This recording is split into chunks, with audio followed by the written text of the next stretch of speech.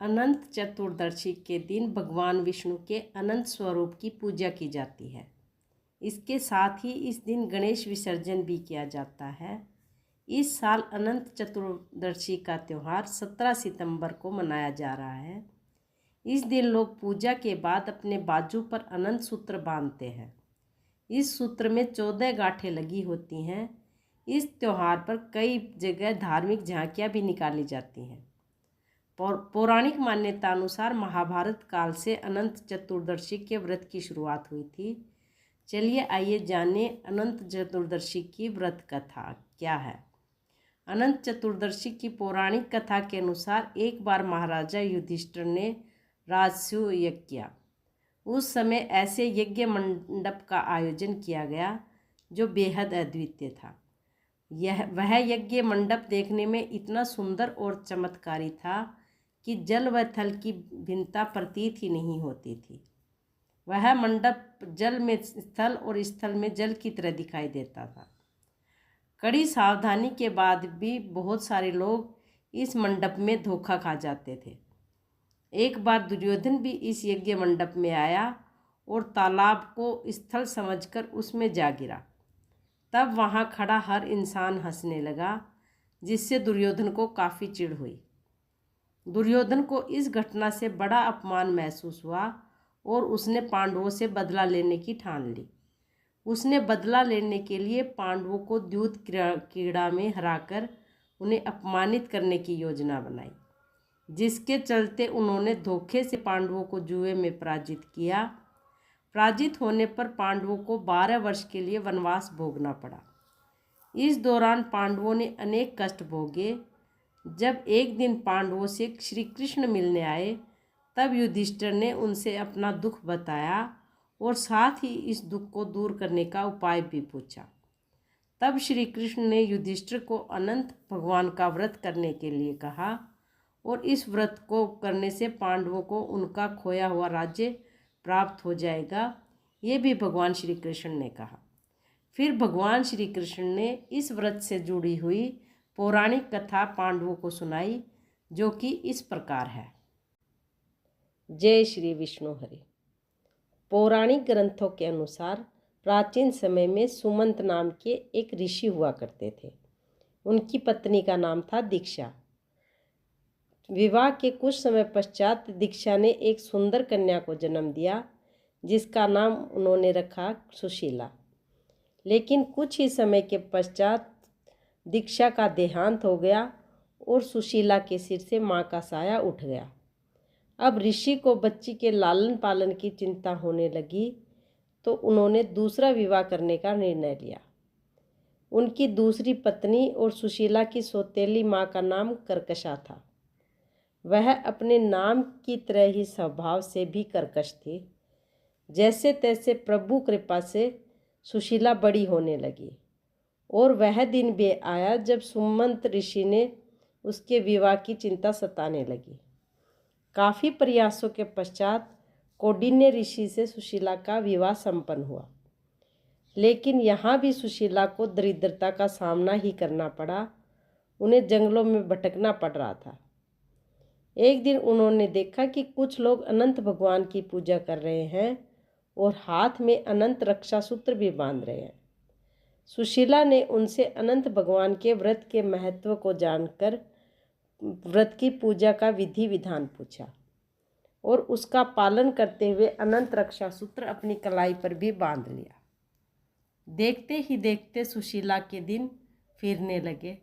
कौंडिन्य ऋषि में अहंकार आ गया कि यह सब उन्होंने अपनी मेहनत से निर्मित किया है।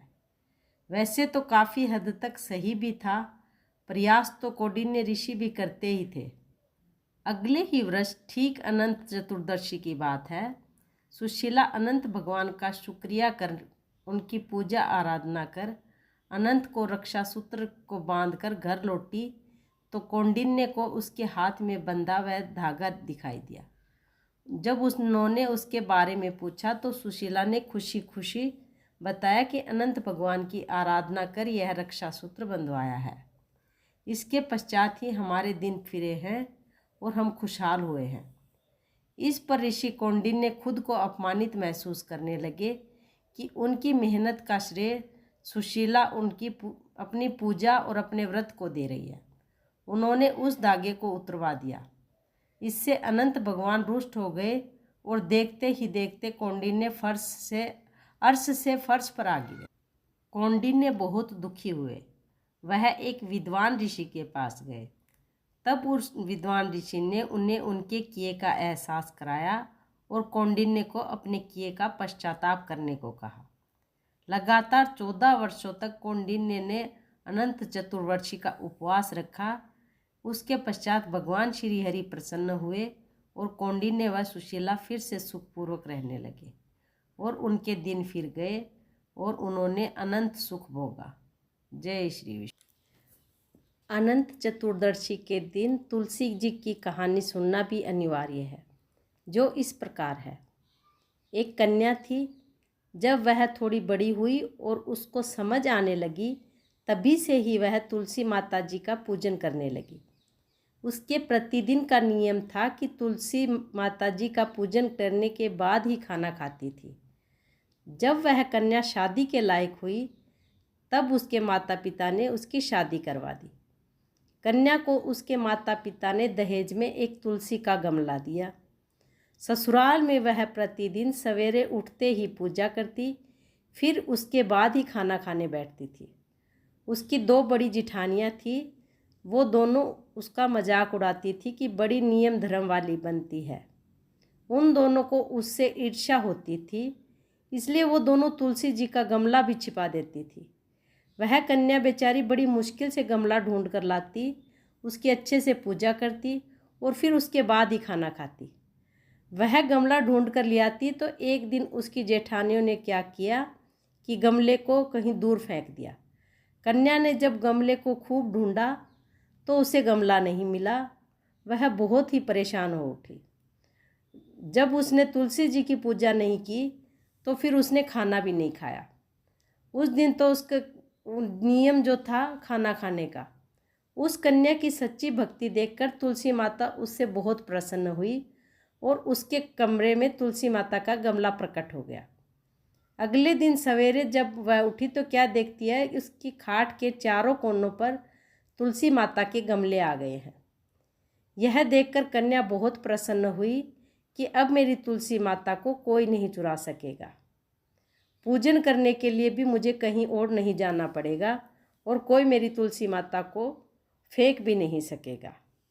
वह तो जल्दी से उठकर स्नान करती और तुलसी माता की पूजा कर लेती।